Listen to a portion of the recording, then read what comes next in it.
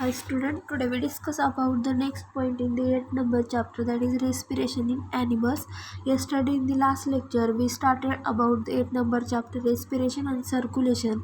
In this chapter first we see introduction of this topic, then next we see what is meant by respiration and which chemical reaction are occur to form energy. Then next we see organs of respiratory exchange, and in this point we see gases exchange in plant.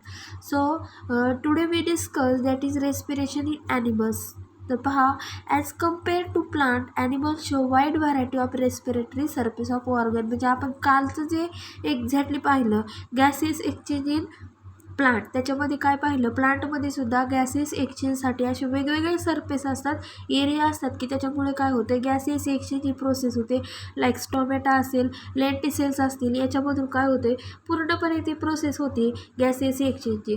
परंतु आपण respiration in animals, मग ॲनिमल्समध्ये as compare to प्लांटशी जर आपण animals compare केले तर animals show wide variety of respiratory surface of organs. म्हणजे याच्यामध्ये सुद्धा ॲनिमल्समध्ये सुद्धा काय असतात, वेगवेगळ्या व्हरायटीज, वाईड व्हरायटीज, अनेक व्हरायटीज आपल्याला पाहायला भेटतात to respiratory surface of organ. म्हणजे सरफेस ऑर ऑर्गन म्हणजे त्या ठिकाणी काय चालते, रेस्पिरेशनची प्रोसेस चालते. तर त्याच्यानंतर नेक्स्ट काय सांगितलं पहा, the respiratory surface differ in various animals. प्रत्येक ॲनिमल्समध्ये रेस्पिरेटरी सरफेस हा सेम नसतो. म्हणजेच जसं ॲनिमल्स असेल म्हणजे तसं काय असेल तिथं त्यांची ती रेस्पिरेटरी सरफेसची जी प्रोसेस आहे ती काय असते, डिफरंट असते. म्हणजेच the respiratory surface differ in various animals. म्हणजे वेगवेगळ्या प्रकारच्या ॲनिमलमध्ये वेगवेगळ्या प्रकारचे रेस्पिरेटरी सरफेस प्रेझेंट असतात. तर पहा, in animals depending upon the complexity of organisation of the surrounding medium. तर पहा, in animal depending upon the complexity, म्हणजे जसा ॲनिमल बनला आहे डिपेंडिंग अपॉन दी कॉम्प्लेक्सिटी. म्हणजे कॉम्प्लेक्स ॲनिमल म्हणजे नेमकं कसं, तर पहा, कॉम्प्लेक्स ॲनिमल लाईक काही ॲनिमल्स युनिसेल्युलर असतात तर काही मल्टीसेल्युलर असतात. म्हणजे त्यांची ही काय आहे, कॉम्प्लेक्सिटी. काही ॲनिमल एकाच सेलने बनलेले आहेत, काही ॲनिमल एकापेक्षा जास्त सेलने बनलेली. त्यांच्यामध्ये जी कॉम्प्लेक्सिटी त्याच्यावरून काय असतं, त्यांची रेस्पिरेटरी सरफेस हा तिथं काय असतो, प्रेझेंट असतो. पहा, in animals depending upon the complexity of organisation at the surrounding medium. म्हणजे सराउंडिंग मीडियमवरून सुद्धा काय केलं जातं, त्यांच्यामध्ये डायरेक्टली तो सरफेस एरिया वेगळ्या प्रकारचा आपल्याला दाखवता येतो. म्हणजे सराउंडिंग मीडियम लाईक काही ॲनिमल्स त्यांचं ॲटमॉस्फिअरमध्ये वेगवेगळ्या ठिकाणी राहतात, काही वॉटरमध्ये राहतात, काही टेरेस्ट्रियलमध्ये राहतात. म्हणजे हे काय, सराउंडिंग मीडियमवरून सुद्धा काय केलं जातं, in animals depending upon the complexity of organisation and the surrounding medium certain parts of the body have become specialise into different types of respiratory organs. आणि यामुळे काय होते, त्यांच्यामध्ये कॉम्प्लेक्सिटी आहे, त्याच्याचबरोबर organisation and the surrounding medium, exactly तो कोणत्या ॲटमॉस्फिअरमध्ये राहतो आहे त्याच्यावरून certain parts of the body have become specialise into different types of respiratory organs. आणि त्याच्यावरून काय आहे, त्या ॲनिमल्समध्ये डिफरंट टाईपचे रेस्पिरेटरी ऑर्गन्स आपल्याला पाहायला भेटतात. तर पहा, म्हणजे एक्झॅक्टली आपल्याला इथे सांगितलं, in animals depending upon the complexity of organisation at the surrounding medium certain parts of the body have become specialise into different types of respiratory organs. आणि याच्यावरून त्याच्यामध्ये डिफरंट टाईपचे रेस्पिरेटरी ऑर्गन्स असतात. तर त्याच्यानंतर नेक्स्ट सांगितलं आहे पहा, certain parts of the body have become specialise into different types of respiratory organs. In higher animals this respiratory organs also associate with transport system. तर पहा, हायर ॲनिमल्स म्हणजे fully grown असे animals असतात. अशी जी animals आहे, this respiratory organs are also associate with transport system. म्हणजे जे रेस्पिरेटरी ऑर्गन्स आहेत हे रेस्पिरेटरी ऑर्गन्स ट्रान्सपोर्ट सिस्टीमचे असोसिएट केलेले असतात. म्हणजे फॉर एक्झाम्पल त्या ॲनिमलने ऑक्सिजन घेतला तर तो पूर्ण बॉडीपर्यंत ट्रान्सपोर्ट व्हायला पाहिजे, त्याच्यासाठी ट्रान्सपोर्ट सिस्टीम ही तिथं प्रेझेंट असते. म्हणजे that is transport the body parts all body पार्ट्सपर्यंत तो ऑक्सिजन काय केला पाहिजे, ट्रान्सपोर्ट केला पाहिजे. त्याच्यामुळं काय केलं आहे, रेस्पिरेटरी सिस्टीम ही काय केलेली, जॉईंट केलेली आहे पूर्णपणे. एक्झॅक्टली त्या ऑक्सिजन पूर्ण रेस्पिरेटरी सिस्टीमशी काय केला पाहिजे, जॉईंट झाला पाहिजे. म्हणजे पूर्ण सगळ्या बॉडीमध्ये तो ऑक्सिजन ट्रान्सपोर्ट झाला पाहिजे. त्याच्यामुळं ट्रान्सपोर्ट सिस्टीम ही रेस्पिरेटरी सिस्टीमशी काय केलेली आहे, जॉईंट केलेली, की त्याच्यामुळं काय होते, रेस्पिरेशन हे प्रोसेस होते. म्हणजेच फर्स्ट आपण काय पाहिलं, रेस्पिरेशन इन ॲनिमल्स. एक्झॅक्ट ॲनिमल्समध्ये सुद्धा व्हरायटी ऑफ रेस्पिरेशनच्या प्रोसेस आपल्याला पाहायला भेटतात. त्याच्यानंतर respiratory surface different in various animals.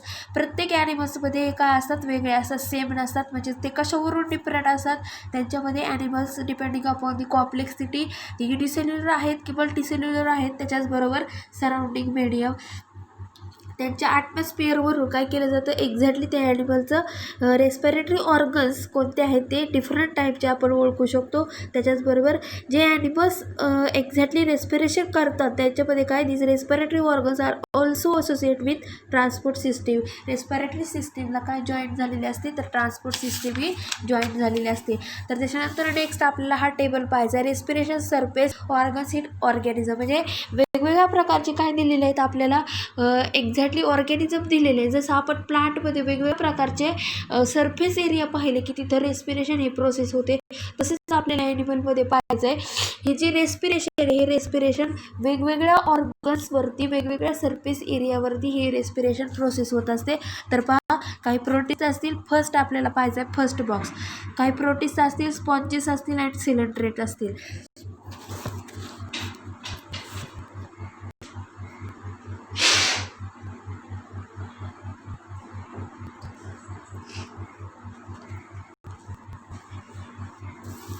तर पहा, काही याच्यामध्ये काय सांगितलं आहे, प्रोटिस्ट आहेत, स्पॉन्जेस आहेत आणि सिलेंडर्स. म्हणजेच प्रोटिस्टमध्ये सर्व बॅक्टेरिया वगैरे येतात, आधी ज्यूस, स्पॉन्जेसमध्ये स्पॉन्जसारखे येतात, सिलेंट्रेटमध्ये हायड्रासारखे येतात. हे हॅबिटॅट कसं एक्झॅक्टली हे कुठे राहतात, ॲक्वॅटिक म्हणजे पाण्यामध्ये सापडतात. त्यांचा रेस्पिरेटरी सरफेस प्लाझ्मा मेम्ब्रेन, हा सेलच्या आउटसाईडला जो लेअर असतो त्या लेअरवरती, त्या प्लाझ्मा मेम्ब्रेनवरती यांची रेस्पिरेशन ही प्रोसेस चालते. म्हणजे फर्स्ट आपण पाहिलं, प्रोटिस्ट, स्पॉन्जेस आणि सिलेंट्रेट्स हे ॲक्वॅटिक हॅबिटॅटमध्ये सापडतात आणि त्यांची पूर्ण रेस्पिरेशनची प्रोसेस प्लाझ्मा मेम्ब्रेनवरती चालते.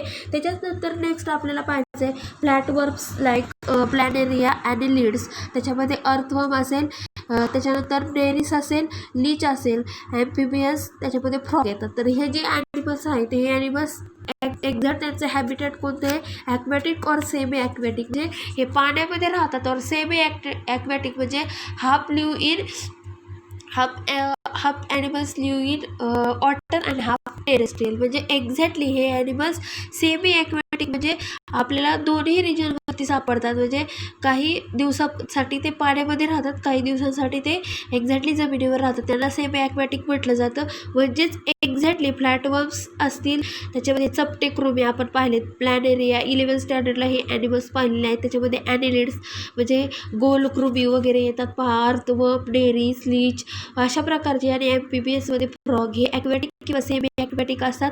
त्याच्यानंतर याचा जो रेस्पिरेटरी सरफेस आहे ऑर्गन्स ते कोणते आहेत, तर प्लाझ्मा मेम्ब्रेन. कोणते आहेत, प्लाझ्मा मेम्ब्रेन. त्याच्यानंतर जनरल बॉडी सरफेस. तर जनरल बॉडी सरफेसमध्ये सुद्धा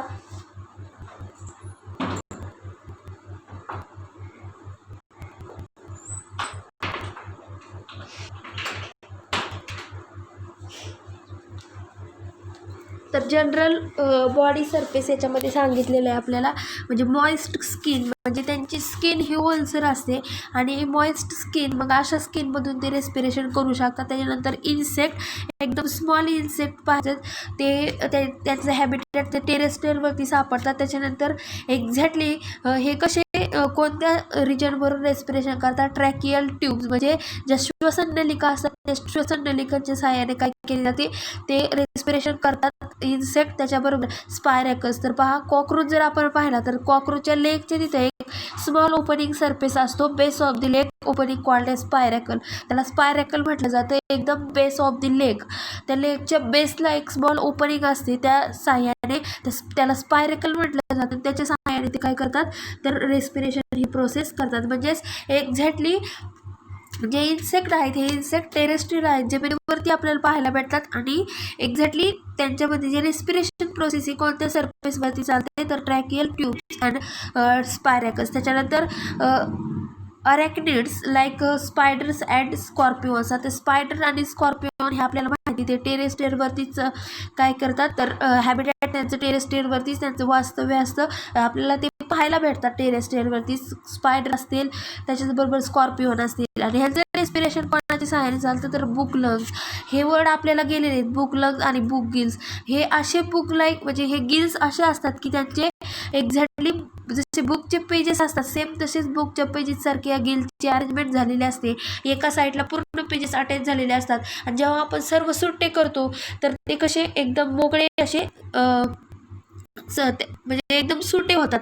आपण त्यांना डायरेक्टली मूवमेंट केल्याच्या नंतर ते असे एकदम सुटे सेपरेट पेजेस त्यांचे जसे पाहायला भेटतात तसेच हे लंग्स असतात आणि त्यांच्या सहाय्याने यांचे रेस्पिरेशन ही प्रोसेस चालते. त्याच्यानंतर नेक्स्ट आहे लिम्युलस. त्याच्यामध्ये आर्थ्रोपॉड म्हणजे क्रॅब आणि प्रॉन्स सारखे ॲनिमल्स याच्यामध्ये येतात. तर ते ॲक्वॅटिक आहेत आणि त्यांचं हे रेस्पिरेशन हे बुकगिल्स च्या सहाय्याने होतं. Book gills same like the book lungs. त्यांची अरेंजमेंट त्या गिलची अरेंजमेंट बुक सारखीच झालेली असते आणि त्याच्या सहाय्याने त्यांची रेस्पिरेशन ही प्रोसेस चालते. त्याच्यानंतर नेक्स्ट आहे ॲम्फिबियन्स टॅडपोल्स ऑफ फ्रॉग. म्हणजे एक्झॅक्टली ॲम्फिबियन्स उभयचर जे ॲनिमल्स आहेत त्याच्यामध्ये सांगितले टॅडपोल्स ऑफ फ्रॉग म्हणजे ह्याच्यामध्ये फ्रॉग सांगितलेले आहेत. त्याच्यानंतर सॅलॅमेंडर्स अँड नेव्ट्स हे सांगितलेले आहेत. तर हे ॲक्वॅटिकमध्ये पाहायला भेटतात.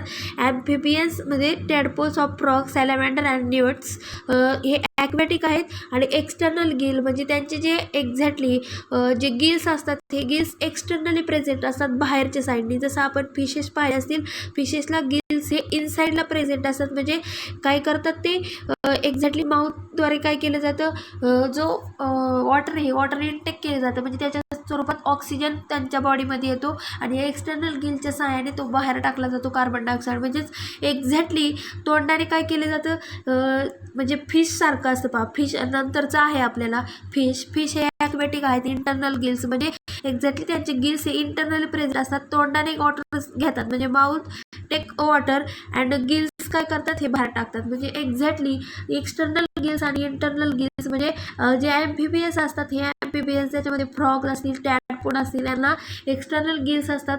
त्याच्याचबरोबर जर आपण फिश पाहिलं तर त्या फिशमध्ये ॲक्वॅटिक काय पाहायला भेटतात, हे ॲक्वॅटिक असतात, यांना इंटरनल गिल्स प्रेझेंट असतात. त्याच्यानंतर रेप्टाईल्स असतील, बर्ड्स असतील अँड मॅमल्स, सस्तन प्राणी असतील, पक्षी असतील, रेप्टाईल्स असतील, हे जे आहेत सरपटणारे प्राणी हे टेरेस्ट्रियल असतात. हॅबिटेट त्यांचं टेरेस्ट्रियल आहे आणि हे एक्झॅक्टली कोणत्या सरफेसवरून रेस्पिरेशन करतात तर लंगच्या सहाय्याने. कोणाच्या? लंगच्या सहाय्याने. त्याच्यानंतर टर्टल याच्यामध्ये कासव येतात. म्हणजे एक्झॅक्टली टॉर्टॉईज आणि टर्टल म्हणजे हे दोन्ही पण कासव आहेत. परंतु एक्झॅक्टली टर्टल म्हणजे नेमकं काय, time of egg laying outside water and then going to water. म्हणजे जेव्हा एग लेईंगचा टाईम असेल तेव्हा काय करतात, time of egg laying it goes outside म्हणजे हे पाण्याच्या बाहेर जातात जेव्हा त्यांना एग लेईंग करायचं असेल तेव्हा. आणि एग लेईंग झालं की ते पुन्हा पाण्यामध्ये येतात, त्यांना टर्टल म्हटलं जातं. तर हे अंडर वॉटर असतात. कुठं असतात? मोर ॲक्वॅटिक म्हटलं जातं त्याला. तर याच्यामध्ये एक्झॅक्ट क्लोएका या रिजनवरती त्यांचं जे रेस्पिरेशन ही प्रोसेस चालू असते. इट इज अँड एक्झॅक्टली हा जो पार्ट आहे डायजेस्टिव्ह त्याच्याबरोबर एक ही स्मॉल ओपनिंग असते. It is the opening of digestive reproductive and excretory system, त्याला क्लोएका म्हटलं जातं. आणि त्या ओपनिंगवरतीच हे टर्टल काय करतात, रेस्पिरेशन ही प्रोसेस चालते. क्लोएका रिजन म्हणजेच it is the opening of digestive reproductive and excretory system यांची कॉमन ओपनिंग असते, त्याला क्लोएका रिजन म्हटलं जातं. आणि त्या क्लोएकावरती यांची रेस्पिरेशन ही प्रोसेस चालते टर्टलची. म्हणजेच आपण जो कालच्या लेक्चरला स्टार्ट केलेला ऑर्गन्स ऑफ रेस्पिरेटरी एक्सचेंज त्याच्यामध्ये काल आपण गॅसियस एक्सचेंज इन प्लांट पाहिलं. Today we discuss that is respiration in animals. Now we discuss the human respiratory system. तर पहा ह्युमन रेस्पिरेटरी सिस्टीम आपण पाहणार आहोत. नेक्स्ट पॉईंट याच्यामध्ये फर्स्ट इंट्रोडक्शन पाहणार आहोत आणि वन पार्ट आपण अप्पर रेस्पिरेटरी सिस्टीमचं पाहणार आहोत. त्याच्यानंतर रिमेनिंग पार्ट नेक्स्ट लेक्चरला पाहणार आहोत. तर पहा the respiratory system brings about inspiration, expiration and exchange of gases in the lungs. आता रेस्पिरेटरी सिस्टीममध्ये नेमकं काय चालतं ह्युमनमध्ये, यांच्यामध्ये इन्स्पिरेशनची प्रोसेस चालते, एक्सपिरेशन चालतं आणि exchange of gases of the lungs म्हणजे हे पूर्णपणे फुफ्फुसावरती या प्रोसेस चालतात. इन्स्पिरेशन म्हणजे काय, to take air inside the body of to lungs, त्याला काय म्हटलं जातं, इन्स्पिरेशन. म्हणजे टेक एअर म्हणजे ते काय करतात, हवा आतमध्ये घेतात कशाच्या पूर्ण लंग्सपर्यंत, त्याला इन्स्पिरेशन म्हटलं जातं. एक्सपिरेशन म्हणजेच exactly through the air with lungs, म्हणजे एक्झॅक्टली जी एअर एअर लंग्सपर्यंत घेतली जाते, एक्सपिरेशन म्हटलं जाते. एक्सपिरेशन थ्रू आउट म्हणजे एक्झॅक्टली जी एअर लंग्समधून काय केली जाते, आउटसाईड द बॉडी, म्हणजे त्याला एक्सपिरेशन म्हटलं जातं. जी एअर ही लंगच्या माध्यमातून काय केली जाते, थ्रू आउट दी बॉडी, बॉडीच्या बाहेर टाकली जाते, त्याला एक्सपिरेशन म्हटलं जातं. आणि exchange of gases means respiration म्हणजे ऑक्सिजन इनटेक घेतला जातो आणि कार्बन डायऑक्साईड हा थ्रोन आउट केला जातो, आउटसाईडला बाहेर टाकला जातो, त्याला म्हटलं जातं एक्सचेंज ऑफ गॅसेस. म्हणजेच रेस्पिरेटरी सिस्टीममध्ये inspiration to take air inside the body to लंग्सपर्यंत, त्याच्याचबरोबर एक्सपिरेशन म्हणजे जी लंग्सपर्यंत एअर आणि ती बॉडीच्या बाहेर टाकण्याच्या क्रियेला एक्सपिरेशन म्हटलं जातं. आणि एक्सचेंज ऑफ गॅसेस म्हणजेच कार्बन डायऑक्साईड हा इनसाइडला घेतला जातो आणि ऑक्सिजन हा इनसाइडला घेतला जातो आणि कार्बन डायऑक्साईड हा बाहेरच्या साईडला टाकला जातो, त्याला एक्सचेंज ऑफ गॅसेस म्हटलं जातं. त्याच्यानंतर these are then transported by blood from the lungs to the different tissue and part of the body. म्हणजेच एक्झॅक्टली जसं गॅसेस एक्सचेंज होतं तसंच काय होतं, हे gases exchange are then transported by blood, म्हणजे ब्लडच्या माध्यमातून सुद्धा रेस्पिरेशन होतं फ्रॉम दी लंग्सपर्यंत. त्याच्याचबरोबर to the different tissue and part of the body, म्हणजे आपली बॉडी ही डिफरंट टाईपच्या सेल्सने टिश्यूजने बनलेली आहे, तिथपर्यंत हे रेस्पिरेशनची process all parts of the बॉडीपर्यंत चालते. त्याच्यानंतर नेक्स्ट काय सांगितलं पहा, the respiratory system and can be divided into upper respiratory system. तर पहा, रेस्पिरेटरी सिस्टीम ही दोन पार्टमध्ये डिवायडेशन झालेलं असतं ह्युमनमध्ये, अप्पर रेस्पिरेटरी सिस्टीम आणि लोअर रेस्पिरेटरी सिस्टीम. तर अप्पर रेस्पिरेटरी सिस्टीममध्ये कोणते पार्ट येतात आणि लोअर रेस्पिरेटरी सिस्टीममध्ये कोणते पार्ट येतात हे आपण पाहू. तर पहा, एक्झॅक्टली याच्यामध्ये काय सांगितलं, the respiratory system can be divided into upper respiratory system having external layers, म्हणजे बाहेरच्या साईडने जे नाकपुड्या असतात नेअर्स, त्याला काय म्हटलं जातं, एक्सटर्नल लेयर्स. नेझल कॅव्हिटीज म्हणजे नाक एक्झॅक्टली जिथं नोज आहे, नोजमधील भाग, त्याला काय म्हटलं जातं, नेझल कॅव्हिटी. आणि इंटरनल लेयर्स म्हणजे एक्झॅक्टली ज्या नाकपुड्या असतात त्याच्या आतील साईडला जी एक्झॅक्टली ओपनिंग, ज्या नाकपुड्या इनसाईडला ओपनिंग होतात तिथे इंटरनल लेयर्स काय असतात, प्रेझेंट असतात इन फॅरिंगच्या तिथं. त्याच्यानंतर नेक्स्ट काय सांगितलंय पहा, नोज त्याच्याचबरोबर थ्रोट अँड असोसिएटेड स्ट्रक्चर. त्याच्याबरोबर नोज बरोबर आणि थ्रोट बरोबर जे वेगवेगळ्या प्रकारचे जे पार्ट्स आहेत बॉडीचे, असोसिएट स्ट्रक्चर, इतर घटक, त्यांना काय म्हटलं जातं, अप्पर रेस्पिरेटरी सिस्टीम. म्हणजेच exactly respiratory system can be divided into upper respiratory system. त्याच्यामध्ये आपण external layers, nasal cavity, internal layers, nasopharynx, nose to pharynx तो रिजन आहे त्याला नेझोफॅरिंग्स म्हटलं जातं. म्हणजे जी घशाची पोकळी आहे तिथपर्यंत आणि नोजपासून जो रिजन आहे त्याला नेझोफॅरिंग्स म्हटलं जातं. Nose, throat and associate structure. त्याच्यानंतर द लोअर रेस्पिरेटरी सिस्टीम, जी लोअर रेस्पिरेटरी सिस्टीम आहे, lower respiratory system refers to larynx. त्याच्यामध्ये लॅरिंग्स असतात, स्वरयंत्र म्हटलं जातं, जिथं कंठ आपला म्हणजे तिथून आवाज बाहेर पडतो त्याला लॅरिंग्स म्हटलं जातं. ट्रॅकिया म्हणजे श्वसन नलिका, ब्रॉन्काय अँड ब्रॉन्किओस ह्या लघु श्वसन नलिका असतात. अँड लंग्स, फुफ्फुसे, हे लोअर रेस्पिरेटरी सिस्टीममध्ये येतात. म्हणजेच लोअर रेस्पिरेटरी सिस्टीममध्ये कोणते पार्ट येतात, first one is the larynx, second one is the trachea, third one is the bronchi, bronchioles and lungs. हे जे पार्ट आहेत ते लोअर रेस्पिरेटरी सिस्टीममध्ये येतात. म्हणजे जर आपण ही डायग्राम पाहिली तर पहा, एक्झॅक्टली याच्यामध्ये ह्युमन रेस्पिरेटरी सिस्टीम दाखवलेली आहे.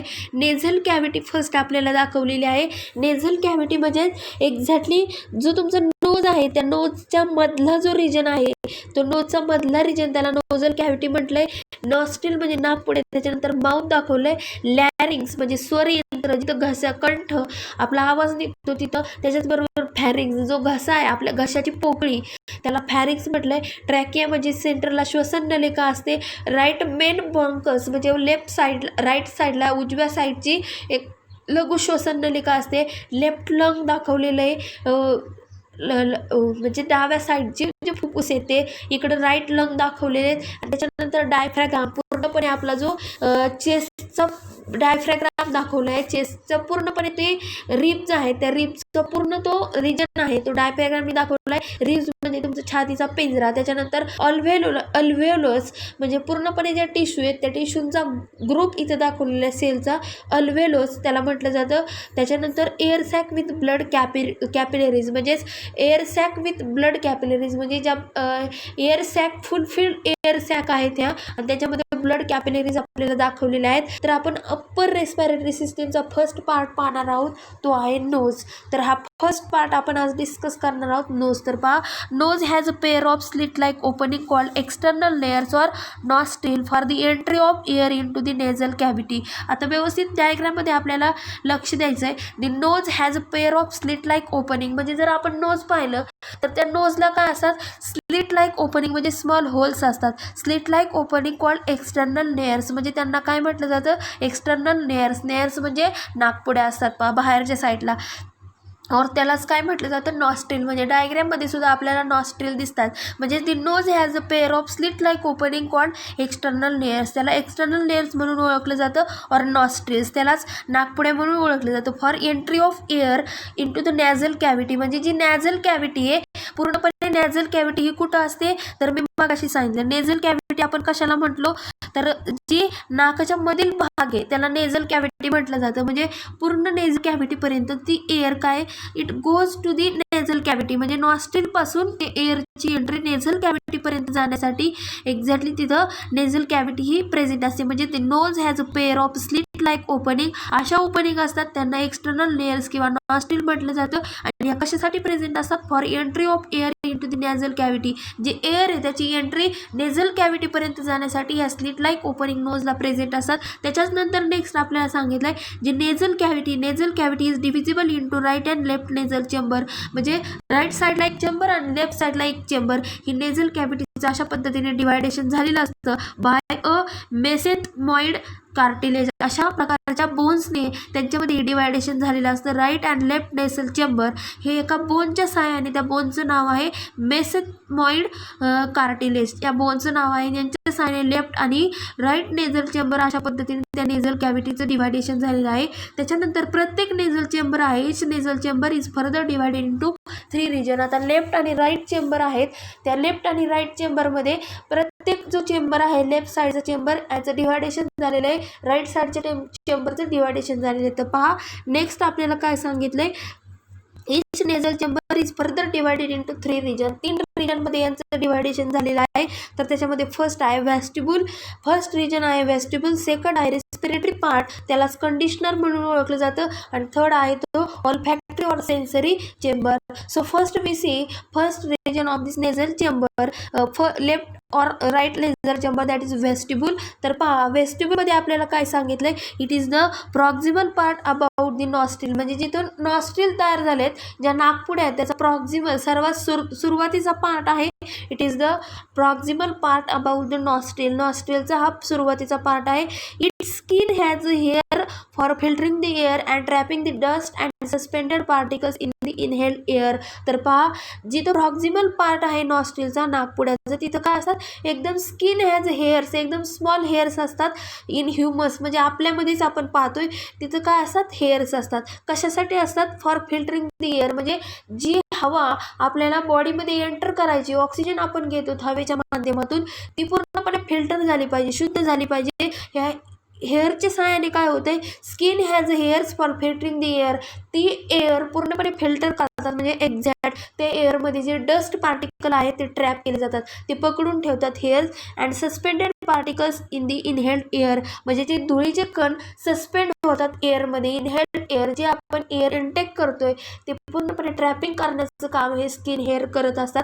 म्हणजे फर्स्ट आपण चेंबर नेझल चेंबरचा फर्स्ट डिव्हिजिबल पार्ट पाहिला तो व्हेस्टिब्यूल. हा प्रॉक्झिमल पार्ट आहे अबाउट द नॉस्ट्रिल. याच्यामध्ये स्किन हेअर्स असतात to filtering the air to trap the dust particle in inhaled air. त्याच्यानंतर सेकंड रिजन आहे तो आहे रेस्पिरेटरी पार्ट, त्यालाच कंडिशनर म्हटलंय. तर पहा the middle thin walled highly vascular part for warming and moisting the inhaled air. तर पहा एक्झॅक्टली हा जो रेस्पिरेटरी पार्ट आहे, हा रेस्पिरेटरी पार्ट एक्झॅक्टली नोजच्या तिथंच असतो. पहा द मिडल थिन वॉल्ड म्हणजे नाकाच्या मध्ये असतो हा present. Thin walled highly vascular म्हणजे याच्यामध्ये व्हॅस्क्युलर म्हणजे याच्यामध्ये ब्लड वेसल्स प्रेझेंट असतात. हायली व्हॅस्क्युलर म्हणजे तिथून ब्लड वेसल्स फ्लो होत असतात. हायली व्हॅस्क्युलर पार्ट असतो नोजमध्ये, मिडलचा पार्ट आहे आणि हा हायली व्हॅस्क्युलर असतो, तिथं ब्लड फ्लो होत असतं. For warming and moisting the inhaled air म्हणजे जे आपण एअर घेतोय, हवेमधून एअर घेतोय, तर पहा थंडीच्या दिवसामध्ये पूर्णपणे जेव्हा थंडीचं वातावरण असतं तेव्हा आपण जी एअर घेतो ती एअर या रेस्पिरेटरी पार्टच्या सहाय्याने ती वॉर्म केली जाते. काय केली जाते? गरम केली जाते. जी थंड हवा आपण श्वसनाच्या माध्यमातून या रेस्पिरेटरी पार्टच्या सहाय्याने नोजच्या मधून घेणार आहोत, तर याच्यामुळे काय होते, एक्झॅक्टली तो पार्टमधून जी हवा येते थंडीच्या दिवसामध्ये ही वॉर्म केली जाते. काय केली जाते? वॉर्म केली जाते या रेस्पिरेटरी पार्टच्या सहाय्याने. तसंच उन्हाळ्यामध्ये ती जी हवा आपण घेतो ही मॉइस्ट केली जाते. म्हणजे जी एअर आपण इनहेल्ड करणार आहे तिला मॉइस्ट ओलसरपणा आणला जातो या रेस्पिरेटरी पार्टच्या सहाय्याने. म्हणजे सेकंड नेझल चेंबर आपण पाहतोय, त्याचं डिव्हायजेबल सेकंड पार्ट पाहिला रेस्पिरेटरी पार्ट, त्यालाच कंडिशनर म्हटलं जातं. हा एक मिडल थिन वॉल्ड आहे, नोजचा हायली व्हॅस्क्युलर पार्ट आहे, इथं ब्लड वेसल्स फ्लो होत असतात. For warming and moisting the inhaled air. आणि त्याच्यानंतर थर्ड रिजन आहे नेझल चेंबरचा, तो आहे ऑल्फॅक्टरी और सेन्सरी चेंबर. कोणता आहे? ऑल्फॅक्टरी और सेन्सरी चेंबर. तर हा सुद्धा नोजचाच एक डिव्हिजिबल नेझल चेंबरचा थर्ड लास्ट पार्ट आहे. तर पहा हा काय करतोय, the uppermost part is lined by olfactory epithelium for detection of smell. तर पहा द अप्परमोस्ट पार्ट, नोजचा सगळ्यात वरचा पार्ट आहे, is lined by olfactory epithelium. म्हणजे जे इपिथिलियम आहे त्या इपिथिलियम त्या टिश्यूने काय केलेलं असतं, ऑल्फॅक्टरी इपिथिलियमने काय केलेले आहे ते प्रेझेंट आहेत त्याच्यामध्ये. It lined by olfactory epithelium for detection of smell. म्हणजे कोणतीही वस्तू आपल्या समोर दिल्यानंतर आपण तिचे स्मेल घेऊन काय करू शकतो, कोणताही पदार्थ आपण सांगू शकतो. फॉर एक्झाम्पल हे जर फ्लावर आपल्याला दाखवलं तर रोजचा स्मेल आपण सांगू शकतो. त्या म्हणजे डिटेक्शन ऑफ स्मेलसाठी हे ऑल्फॅक्टरी और सेन्सरी चेंबर आपल्या अप्परमोस्ट नोजच्या पार्टवरती प्रेझेंट असतात. म्हणजेच the uppermost part is lined by olfactory epithelium for detection of smell. कशासाठी? स्मेल डिटेक्ट करण्यासाठी हे ऑल्फॅक्टरी और सेन्सरी चेंबर तिथं प्रेझेंट असतात. म्हणजेच आपण फर्स्ट अप्परमोस्ट रेस्पिरेटरी सिस्टीमचा पार्ट पाहिला तो नोज. या नोजमध्ये आपण काय पाहिलं, याच्यामध्ये स्लिट लाईक ओपनिंग असतात आणि स्लिट लाईक ओपनिंग या कशासाठी असतात, जी एअर एंटर होती ती नेझल कॅव्हिटीपर्यंत जाण्यासाठी या ओपनिंग असतात. त्याच्यानंतर या नेझल कॅव्हिटीमध्ये ही ज्याचं डिव्हायडेशन झालेलं असतं राईट अँड लेफ्ट नेझल चेंबरमध्ये कोणत्या कार्टिलेजच्या सहाय्याने, बोनच्या सहाय्याने, मेसेथमॉइड बोनच्या सहाय्याने. त्याच्यानंतर each nasal chamber is further divided into 3 region.